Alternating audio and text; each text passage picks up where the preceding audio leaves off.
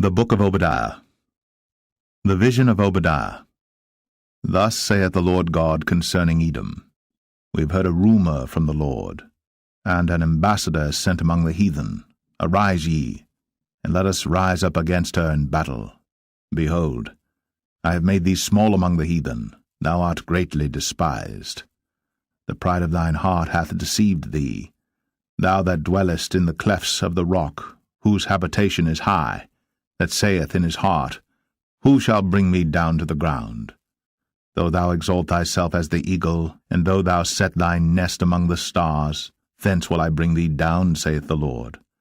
If thieves came to thee, if robbers by night, how art thou cut off? Would they not have stolen till they had enough? If the grape-gatherers came to thee, would they not leave some grapes? How are the things of Esau searched out? How are his hidden things sought up? All the men of thy confederacy have brought thee even to the border. The men that were at peace with thee have deceived thee, and prevailed against thee. They that eat thy bread have laid a wound under thee. There is none understanding in him. Shall I not in that day, saith the Lord, even destroy the wise men out of Edom, and understanding out of the mount of Esau? And thy mighty men, O Teman, shall be dismayed, to the end that every one of the mount of Esau may be cut off by slaughter. For thy violence against thy brother Jacob, shame shall cover thee, and thou shalt be cut off for ever.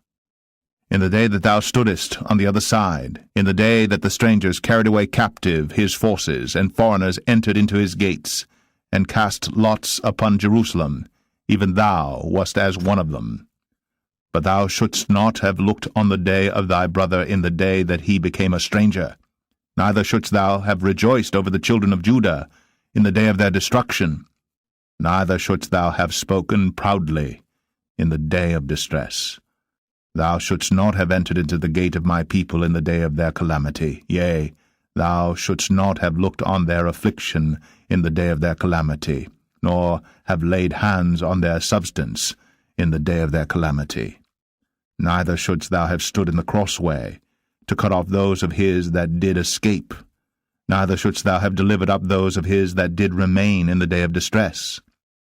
For the day of the Lord is near upon all the heathen. As thou hast done, it shall be done unto thee. Thy reward shall return upon thine own head.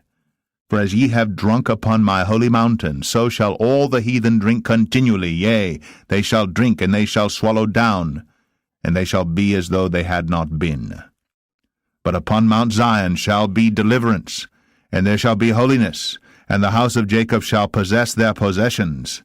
And the house of Jacob shall be a fire, and the house of Joseph a flame, and the house of Esau for stubble.